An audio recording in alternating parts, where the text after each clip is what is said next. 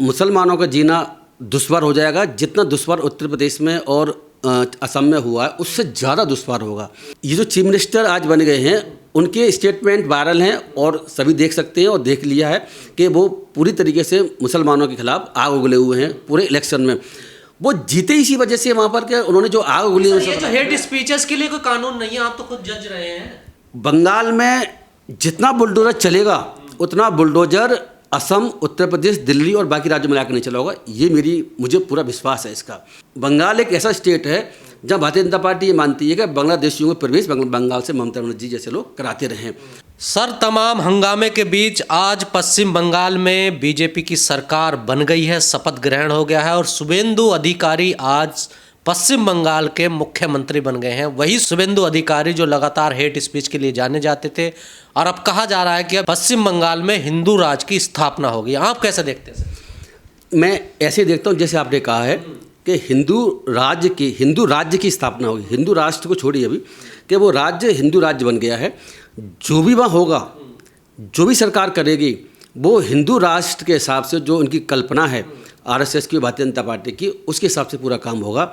और वहाँ पर मुसलमानों का जीना दुश्वार हो जाएगा। जितना दुश्वार उत्तर प्रदेश में और असम में हुआ है उससे ज़्यादा दुश्वार होगा। वो इसीलिए दुश्वार होगा क्योंकि इनकी जो पहले की स्पीच है वो इस तक इंडिकेशन दे रही है कि सरकार चलेगी कैसे।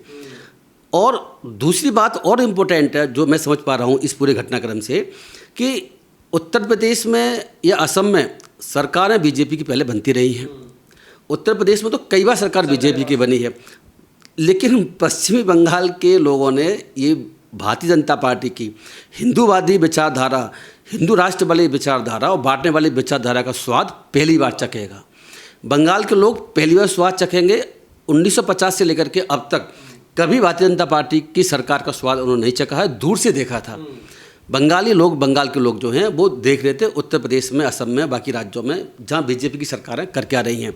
लेकिन पर्सनल अनुभव उनको अब आज से शुरू होगा। वो शुरू तो हो चुका है 3 दिन पहले से, जब से रिजल्ट डिक्लेयर हुए हैं। मैं बता रहा हूँ आपको कि बंगाल में जो चीज़ें होंगी, असंवैधानिकता इतनी होगी कि हम लोगों ने साल कल्पना में नहीं की होगी। ये मेरा अपना विचार है। जिसको बीजेपी ने सीएम बनाया है शुभेंदु अधिकारी, वो तो कह रहे हैं कि अब सबका साथ सबका विकास ने हिंदुओं के साथ और हिंदुओं का ही विकास होगा। मोदी जी ने भी कहा था सबका साथ सबका विकास, लेकिन क्या सबका साथ सबका विकास लेके चल रहे थे? मोदी जी की छत्रछाया में सारे चीफ मिनिस्टर, खुद मोदी जी जिस तरह स्पीच देते आ रहे हैं, भड़काने वाली स्पीच, हिंदुस्तान में बांटने वाली स्पीच, वो दुनिया को पता है। अब उसमें ज़्यादा विचार करने की जरूरत भी नहीं है, क्योंकि वो एक आदतन हमेशा इस तरह की बात करते आ रहे हैं वो प्रधानमंत्री भी। तो ये जो कह रहे हैं, अगर ये शुभेंदु अधिकारी ये भी कहते कि सबका साथ सबका विकास करके चलेंगे तो वो भी नहीं होता। लेकिन उन्होंने तो खुल के ये बात कह दी है कि हम तो हिंदुओं का विकास करेंगे। वो तो कहना का मतलब उनका ये है कि हिंदुओं ने हमें वोट दिया है। उन्होंने ये तक कह दिया है कि जो हिंदू लोग हैं वो भगवा झंडा लहराएंगे या कोई झंडा लहराएंगे जिससे हिंदुओं की पहचान हो जाएगी, हिंदू कौन है, किस इलाके में रह रहे हैं। तो ये जो बांटने का जो काम चल रहा है हमारे देश में, इस पर सबसे टॉप पर अब बंगाल पहुंचने वाला, वेस्ट बंगाल पहुंचने वाला है।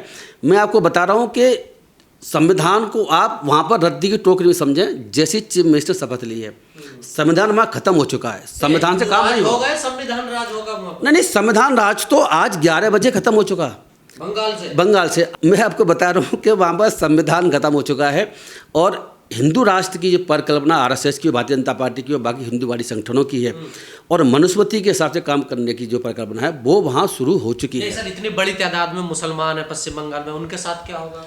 उनके साथ बुलडोजर तो पहले ही आ चुका है। ये जो चीफ मिनिस्टर आज बन गए हैं उनके स्टेटमेंट वायरल हैं और सभी देख सकते हैं और देख लिया है कि वो पूरी तरीके से मुसलमानों के खिलाफ आग उगले हुए हैं। पूरे इलेक्शन में वो जीते इसी वजह से वहाँ पर कि उन्होंने जो आग उगली है। ये जो हेट स्पीचेस के लिए कोई कानून नहीं है, आप तो खुद जज रहे हैं। कानून तो ऐसा है कि हेट स्पीच के संबंध में भी कब से है पता है? 1860 से कानून है, अंग्रेजों ने बनाया था। आईपीसी में कोई किसी के खिलाफ कोई ऐसी बात करता है जिसकी वजह से कि दंगे भड़क सकते हैं, जाति के आधार पर, धर्म के आधार, किसी और आधार पर, वो कानून हमारे यहाँ लंबे समय से चल रहा है। बीच में अमेंडमेंट होते रहे हैं और आज भी लागू है। इसके अलावा मैं आपको बता दूं कि सुप्रीम कोर्ट ने भी शायद 2022 के आसपास उन्होंने एक बड़ा अच्छा जजमेंट दिया था हेट स्पीच पर। उन्होंने यहाँ तक कह दिया था जहाँ भी हेट स्पीच होगी तो उस पर पुलिस को FIR करनी पड़ेगी स्वतः संज्ञान लेकर के। कोई कंप्लेंट जा करके थाने में जाए उसकी आवश्यकता नहीं है। पुलिस खुद ही हेड स्पीच को आइडेंटिफाई करेगी और खुद ही एफआईआर करेगी। लेकिन कहीं एफआईआर नहीं हो रही है। सुप्रीम कोर्ट, हम पहले भी आपके चैनल में कई बार कह चुके हैं कि सुप्रीम कोर्ट अपने जजमेंट तो देता है, लेकिन वो खुद भी नहीं चाहता जजमेंट उसको लागू हो, इम्प्लीमेंट हो। जब लोग उनके पास सुप्रीम कोर्ट पास जाते हैं दोबारा से कि हेड स्पीच हो रही है, आप इसमें एक्शन लीजिए, पुलिस वाले एफआईआर नहीं कर रहे हैं, मजिस्ट्रेट ने मना कर दिया, हाई कोर्ट ने मना कर दिया, तो सुप्रीम कोर्ट भी एफआईआर के ऑर्डर नहीं कर रहा है। ये स्थिति हेड स्पीच में तो सुप्रीम कोर्ट जमानत बरी कर दे रहा है, तो तभी तो आपसे देखो नहीं, जमानत पर नहीं, उन्होंने तो माना ही नहीं। देखो परवेश वर्मा और जो वो लोग हैं उनके खिलाफ एफआईआर कराने की कोशिश खूब हुई, एफआईआर उनके खिलाफ नहीं हुई। तो अब क्या स्थिति है कि मामला सुप्रीम कोर्ट तक पहुंचता है तो सुप्रीम कोर्ट ने पाया कि इसमें कोई ऐसी कोई बात नहीं हेड स्पीच जैसी। अगर गोली मारो सालों को हेड स्पीच वाली बात नहीं है तो किस में बात है? अगर ये बात कोई मुसलमान कहते हिंदुओं के खिलाफ तो हेड स्पीच नहीं, उस पर मैं बता रहा हूँ एनए से लग करके उसकी 5 साल तक जैसे उमर खालिद की जमात नहीं होगी। ये हमारे देश की न्यायपालिका अंतर करके चल रही है। जहाँ हिंदू में अगर वो लोग हैं जो भारतीय जनता पार्टी की सरकार में है, सत्ता में हैं या भारतीय जनता पार्टी को सपोर्ट करने वाले हैं, तो उनके खिलाफ न्यायपालिका ने आंख बंद कर रखी। उसे हेड स्पीच होने के बावजूद हेड स्पीच नहीं मान रही है। और जो मुस्लिम लोग हिंदुओं के संबंध में किसी और बारे में कुछ बात कह रहे हैं तो वो हेड स्पीच ना होकर के भी हेड स्पीच बन जाती है और सुप्रीम कोर्ट को हेड मान के चलता है। तो हेड स्पीच की परिभाषा सुप्रीम कोर्ट ने हिंदुओं के लिए अलग और मुसलमानों को अलग बना दिए, ऐसा मेरा विचार है। लेकिन सर अक्सर देखने को मिलता है, शुभेंदु अधिकारी पहले टीएमसी में थे, जब तो सेकुलर थे, संविधान को मानते थे, अब जैसे ही बीजेपी में आए तो आग बबूला हो गए, वो हिंदू राज की बात करने लगे। ऐसे कपिल मिश्रा थे जो बीजेपी के खिलाफ थे, अब यहाँ के मुसलमानों को गाली देने लगे। इसीलिए एक बात समझने की है कि ये जो दो आपने इंसिडेंट बताई, 2 लोगों के बारे में बताया है कि कपिल मिश्रा पहले उनके साथ थे केजरीवाल के साथ में, तो वहाँ वो हेड स्पीच कभी नहीं दी। जैसे ही वहाँ से उनको निकाल दिया, निकल गए, हेड स्पीच की बाढ़ आ गई और बीजेपी में अब वो मंत्री बन गए।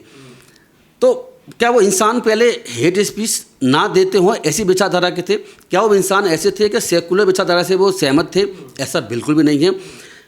इसी तरीके से आप इनको देखिए, शुभेंदु अधिकारी को कांग्रेस में थे, टीएमसी में रहे लंबे समय तक और टीएमसी मिनिस्टर रहे, 21 में इन्होंने शायद रिजाइन करके बीजेपी को ज्वाइन किया है। तो टीएमसी में इन्होंने कभी ऐसी हेड स्पीच दी नहीं, लेकिन जैसे टीएमसी निकले बीजेपी ज्वाइन किया, हेड स्पीच के ये चैंपियन है इस वक्त बंगाल में अगर चैंपियन कोई है और पूरे भारत में भी शायद इस वक्त। भारत में सर एक मजे की बात देखिए, जो हेमंत बिस्वा शर्मा असम के, वो भी पहले कांग्रेस के नेता थे सर। तो मैं तभी हाँ वो आपने तो वो पूरे भारत में सबसे बड़े चैंपियन है। देखिए इसीलिए मैं आपसे एक बात इस आपके चैनल के माध्यम से इस पूरे देश को एक बात बताना चाहता हूँ कि जो नेता आज के समय जो कह रहे हैं कि वो सेकुलर हो सकता है कि वो वहाँ से निकल जाएं तो वो जो है बीजेपी की ज्वाइन कर लें, तो वही सबसे बड़े धर्मनिरपेक्षता के खिलाफ हेड स्पीच देने वाले बन जाएं, मतलब बन सकते हैं और बनेंगे भी। तो मैं देखो ये 3 आपने नाम बता दिए कि पहले कांग्रेस में थे हेमंत बिस्वा शर्मा, तो अब हेड स्पीच के चैंपियन है पूरे भारत के चैंपियन है। शुभेंदु अधिकारी भी जो पहले ममता बनर्जी के साथ तो कांग्रेस के साथ थे, तो उस वक्त हेड स्पीच की बात ही नहीं थी, अब वो हेड स्पीच सबसे बड़े चैंपियन है और मुसलमानों के सबसे खिलाफ है। इसी तरीके से आपने बताया कपिल मिश्रा का, तो वो भी उनकी स्थिति ऐसी। तो मैं आपको बता दूं कि भारतीय जनता पार्टी मुझे लगता है कि ऐसी पार्टी है कि वहाँ हेड स्पीच की जाते ही हेड स्पीच में इंसान कन्वर्ट हो जाता है, वो इंसान सांप्रदायिक हो जाता है, पता नहीं क्या स्थिति है। तो देखो मैं बता दूं, तो ये जो लोग हैं तीनों, आपने तीनों की बात करी, तीनों इस वक्त 2 चीफ मिनिस्टर हो गए, एक मिनिस्टर है। ये लोग मैं आपको बता दूँ, अगर आप मैं लंबे समय से दुनिया इस देश को देखने की कोशिश कर रहा हूँ, समझने की कोशिश कर रहा हूँ, मेरा अपना मानना ये है, आप फिर समझ लीजिए कांग्रेस में या सपा में भी अपने आप को चैंपियन कहती हैं कि हम जो है धर्मनिरपेक्षता के लोग चलते हैं। अगर अखिलेश यादव, देखो आप इसे अदरवाइज बन लेना, आपके चैनल वाले ये लोग समझ लें, अगर अखिलेश यादव किसी भी तरीके से कोई विवाद हो जाए और बीजेपी ज्वाइन कर लें तो वो हेड स्पीच के चैंपियन बन जाएंगे। और मायावती भी अगर बीजेपी ज्वाइन कर लें, वैसे उन्होंने ज्वाइन इंडिया रूप से करी रखी है, तो वो भी हेड स्पीच की चैंपियन बन जाएंगी। ये जो जितने पॉलिटिशियंस हैं, आप पॉलिटिशियन की विचारधारा को विचारधारा ना समझें, वो सुविधा के हिसाब से जिस पार्टी में उस हिसाब चल रहे हैं। चंद लोग ऐसे जरूर हैं कि वो जहाँ पर हैं वो उसी विचारधारा को चल रहे हैं, वो विचारधारा में चेंज नहीं करते हैं। जिसमें मैं कह सकता हूँ, अगर जैसे राहुल गांधी को देखें, उनकी पार्टी बहुत पुरानी पार्टी है, अभी तक वो पार्टी अपने उस स्टैंड पर करीब करीब कायम है। भारतीय जनता पार्टी वो पार्टी है जो कि मुस्लिमों को अलग रख करके सिर्फ हिंदू के लिए काम करती है। साफ कहती है मुसलमान हमें वोट नहीं देता तो। वो साफ कहती है। और मुझे साथ ये भी सुनने को मिला है, आपने जब बात पूछी है कि शुभेंदु अधिकारी ने भी शायद इस तरह की बातें कही है कि हमें तो मुसलमानों की वोट ही चाहिए, हिंदुओं की वोट ही चाहिए। तो यहाँ तक स्थिति खराब है। तो ये जो पॉलिटिशियंस है, जनता इस पर यार विश्वास ना करे। आज ये शुभेंदु अधिकारी भी कुछ कह रहे हैं, 5 साल बाद हो सकता है बीजेपी से पंगा हो जाए, बिचले ममता बनर्जी, तो फिर हेट स्पीच देना बंद कर दें। तो इन जो पॉलिटिशियंस है, ज़्यादा पॉलिटिशियन का कोई आइडियोलॉजी नहीं होती, कोई धर्म नहीं होता, जिसमें जाते हैं उसकी तरह ढल जाते हैं। ये घटना ये बताती है। मैं आपको बता रहा हूँ कि बंगाल में बुलडोजर राज जो हमने देखा, सबसे पहले ज़्यादातर देखा हमने उत्तर प्रदेश में, असम में देखा, जैसे ही दिल्ली में भी बुलडोजर राज आ गया। बंगाल में जितना बुलडोजर चलेगा उतना बुलडोजर असम, उत्तर प्रदेश, दिल्ली और बाकी राज्यों में लाकर नहीं चला होगा। ये मुझे पूरा विश्वास है इसका। मैं ये बात इसीलिए कह रहा हूँ आपके चैनल के माध्यम से, क्योंकि बंगाल एक ऐसा स्टेट है जहाँ भारतीय जनता पार्टी ये मानती है कि बांग्लादेशियों को प्रवेश बंगाल से ममता बनर्जी जैसे लोग कराते रहे हैं।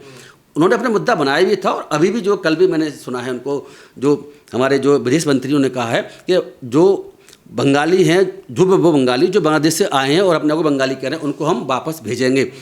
देखिए मैं आपको बता दूं, ये जो 27 लाख वोट कटे हैं, 27 लाख जो लोग लॉजिकल डिस्क्रिपेंसी के बाद चुनाव देने से वंचित रह गए, उनके बारे में बता दूं आपको। अगर वो ट्रिब्यूनल से भी पास नहीं हुए, अगर ट्रिब्यूनल में ही जाने के बाद में उनके अगर वोट उनके नहीं जुड़ पाते हैं, वो सभी लोग, मुझे विश्वास है कि हो सकता है कि 2-4 लाख वोट हो सकता है कि उसमें वापस आ जाएं। बाकी मेरा अपना अनुमान ये है कि 20 लाख से ज़्यादा वो बाहर रहेंगे, और उन 20 लाखों को क्या होगा पता है, 20 लाखों को डिटेंशन कैंप रखने के बाद में बंगाल में धक्का देके भगाया जाएगा, ऐसा मेरा अपना मानना है। डिटेंशन सेंटर में रख देंगे। दिल्ली से भी जब इलेक्शन से बहुत पहले दिल्ली से यहाँ के जो लोग हैं, जो बंगाली हैं, उन लोगों को ले जा करके दिल्ली से और बंगाल के बॉर्डर पर ले जा करके और बंगाल के बॉर्डर में एंट्री करा दी। एक लेडीज़ बच्चा भी शामिल था। सर आप लोगों के चैनल पहले हम बात रख चुके हैं। बाद में फिर वहाँ हंगामा मचा, सुप्रीम कोर्ट में केस गया, बाद में वो लोगों को बंगाल ने वापस कर दिया और अब हमारे इंडिया में रह रहे हैं। ऐसी ताकतों को कौन रोकेगा, किससे उम्मीद है? जैसे आपने कहा नेता सारे एक जैसे हैं। अभी जैसे पश्चिम बंगाल का चुनाव हारी ममता बनर्जी, अखिलेश यादव मिलने जाते हैं, उनका बयान बदल जाता है। जो पंडित जी कहेंगे वही मैं करूंगा। देखिए वो तो अम्बेडकर वादी थे, पीडीए को लेके चलते, वो तो तुरंत ही बदल गए। देखिए ऐसा है, मैं आपको बता रहा हूँ, ऑफिशियल बयान है उनका सर, मीडिया के सामने। बिल्कुल ठीक कह रहे हैं। देखो मैं आपको बता दूं कि कम से कम जो विपक्षी पार्टी के जो नेता हैं वो तो कुछ नहीं कर पाएंगे।